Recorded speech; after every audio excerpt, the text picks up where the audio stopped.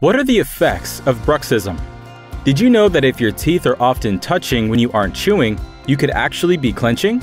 The scientific term for clenching or grinding your teeth is bruxism, and it can cause serious damage to your oral health. Stress is one of the top causes of bruxism, and when left untreated, bruxism can lead to shortened or flattened teeth, gum recession, scalloping of the sides of the tongue, jaw joint problems, and cracked and chipped teeth. If stress is the cause of your bruxism, the healthiest way to prevent serious damage is to reduce the level of stress in your life. It can require a conscious effort to stop clenching or grinding your teeth during workouts, traffic commutes, or when concentrating on a particular task. If you find yourself clenching, grinding, or chewing on something that isn't food, stop and swallow.